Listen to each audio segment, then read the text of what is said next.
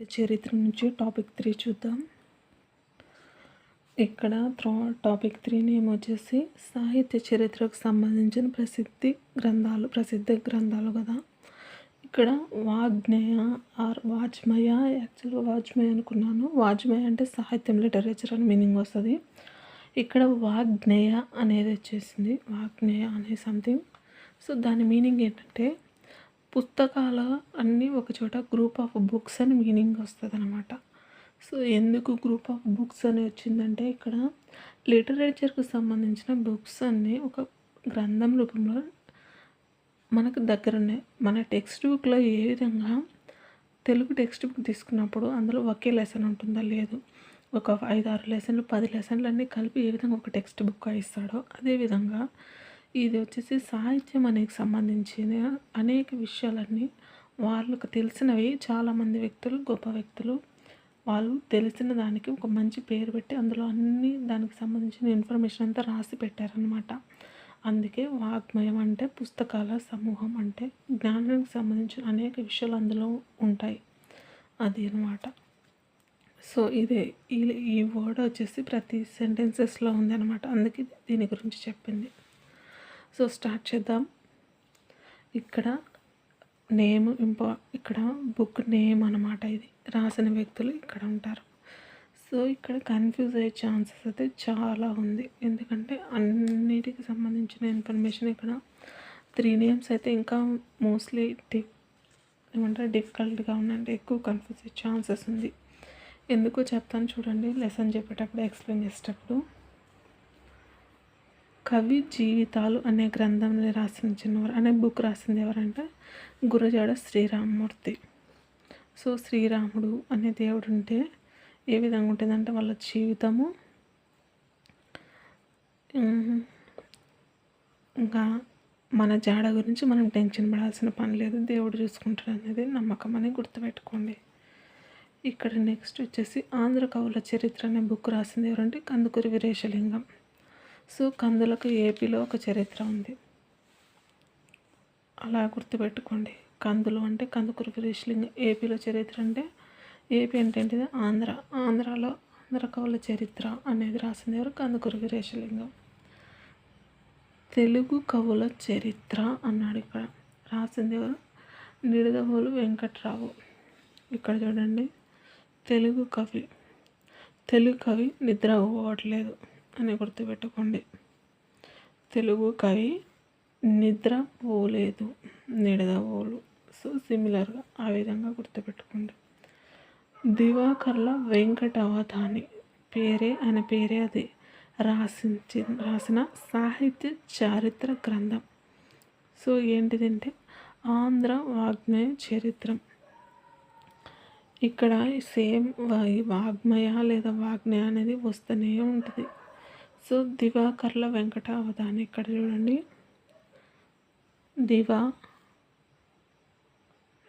వాగ్మయ, ఇక్కడ ఏ వా అవుతుంది ఆ వా ఇక్కడ మధ్యలో వచ్చింది.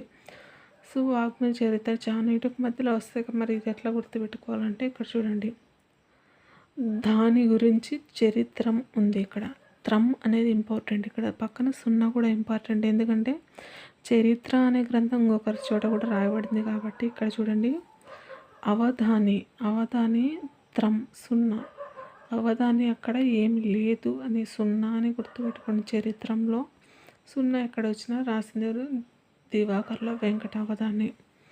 ఆంధ్ర వాగ్మయ చరిత్ర ప్రథమాంధ్ర వాగ్మయ చరిత్ర గ్రంథమైన. సో ప్రథమాంధ్ర వాగ్మయ చరిత్ర గ్రంథం, ఆంధ్ర వాగ్మయ చరిత్ర రాసిన వారు. సో గ్రంథం నేమ్ వచ్చేసి ఆంధ్ర వాగ్మయ చరిత్ర. ఇక్కడ చరిత్రం ఉంది, ఇక్కడ చరిత్ర, అదే డిఫరెన్స్. ఈ 0 కూడా డిఫరెన్స్ చూడండి ఎంత ఉందో. రాసింది ఎవరు, వంగూరి సుబ్బారావు. సో ఇక్కడ చూడండి, వంగూరి సుబ్బారావుకు చరిత్ర ఉంది, వెంకటావధానికి చరిత్రం ఉంది అని చైత్రం అని గుర్తుపెట్టుకోండి. దీన్ని ఆంధ్ర వాగ్మయ చైత్రం అని గుర్తుపెట్టుకుంటే ఈజీగా ఉంటుంది మీకు అది. నెక్స్ట్ వచ్చేసి కవిత్వ వేది పేరుతో కె వీరనారాయణరావు. సో ఈ పేరుతో ఎవరున్నారు? కేవి నారాయణరావు రాసిన తెలుగు వాగ్మయ చరిత్ర గ్రంథం అనేది ఉందని గుర్తుపెట్టుకోండి. ఆంధ్ర వాగ్మయ చరిత్రం సంగ్రహం అన్నాడు ఇక్కడ. సో ఎక్కడి నుంచి ఉందింట? ఆంధ్ర వాగ్మయ చారిత్రక సంగ్రహం అనేది ఆ పేరు అనమాట, బుక్ రాసిన పేరు. ఇక్కడ తెలుగు వాగ్మయ చరిత్ర గ్రంథం అంటే అక్కడ బుక్ నేమ్ రాలేదు. ఆ తెలుగు వాగ్మయ చరిత్ర ఏ బుక్ అనేది ఇక్కడ ఉంది, ఆంధ్ర వాగ్మయ చరిత్ర సంగ్రహం. ఇక్కడ ఈ మూడిటికి ఒకదానికేమో 0 డిఫరెన్స్ ఉంది, ఒకదానికేమో 0 లేదు, ఇంకొక దానికేమో చరిత్ర సంగ్రహము అనేది యాడ్ అవుతుంది. ఇక్కడ ఈ 3 మేజర్ డిఫరెన్సెస్ ఉన్నాయి, చిన్న minor differences, but it leads confuse అవుతాయి అన్నమాట. వాటిని కేర్ఫుల్గా చదవండి. మోస్ట్లీ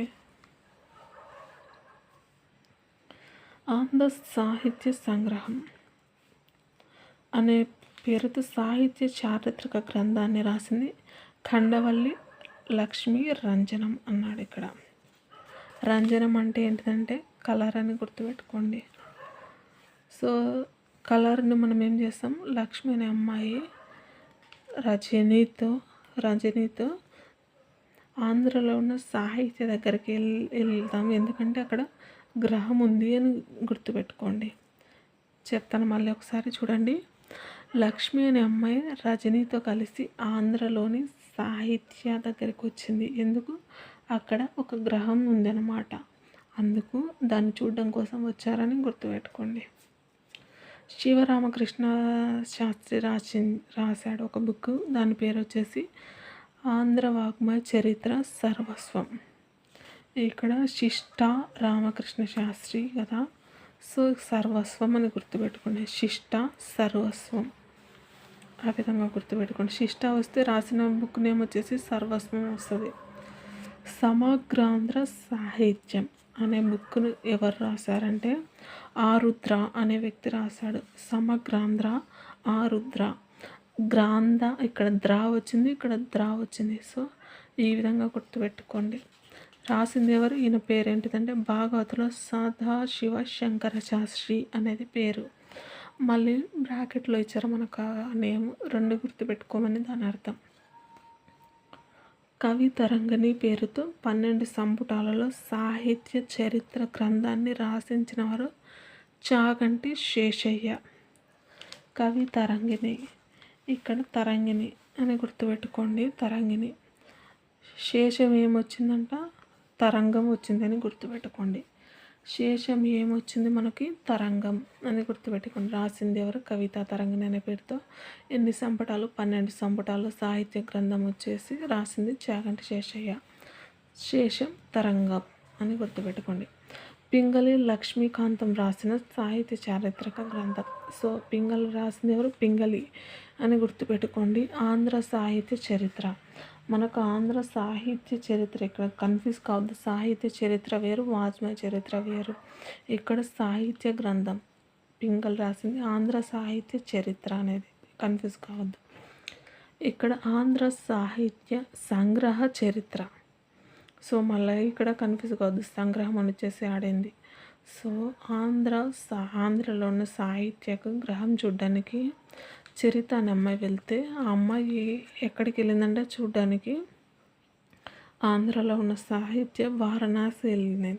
వారణాసి వెళ్తే అక్కడ ఏం కనపొచ్చిందంటే వారణాసిలో వెంకటేశ్వరుడు కానొచ్చారని గుర్తుపెట్టుకోండి.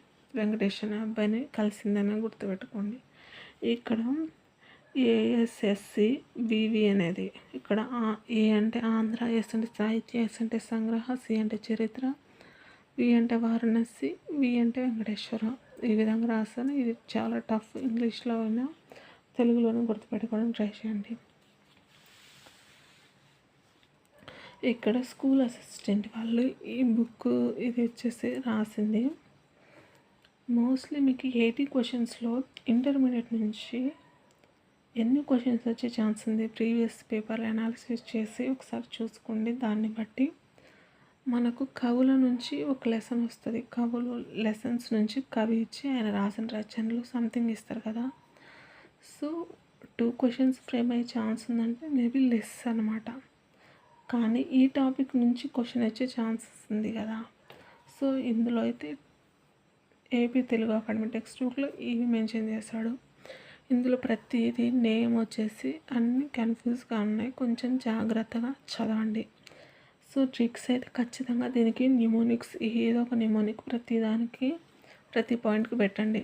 రఫ్లీ మనకి ఒక 12 ఉన్నాయి. ఈ 12 కూడా ఖచ్చితంగా గుర్తుపెట్టుకోండి.